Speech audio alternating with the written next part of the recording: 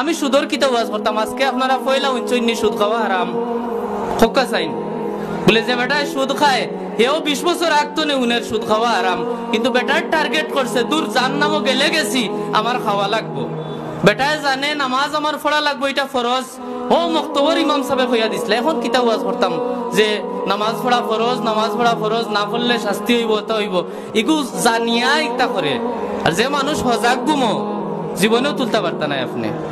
এর কারণে আপনার দিলর আপনি আপনার অনুভূতি জাগকা, যদি কইন দিয়ে মেসা বকলে যদি তোরা খাইলাই দুনিয়ার মোলা নাই, যদি লস খাই আর পাই লাগাইমু, আখিরাতের ময়দানে তোরা খাইয়া জাহান্নাম হয়ে গেলে ই কতদিন শুরু হইব আর শেষ কোন দিন হইব আল্লাহ বালা জানেন।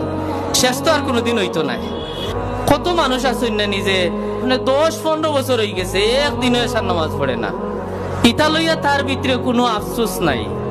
ফজরের নামাজে 1 বছর হয়ে গেছে ফজরের নামাজ পড়ছে না।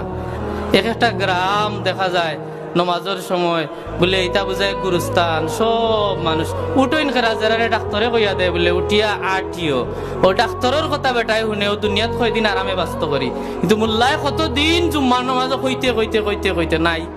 ই আত্মা কোনটা দিক্কার যে আত্মা জানায় না, ই আত্মারে খোয়া হয় নফসুল খাবিস, নফসে আম্মারা।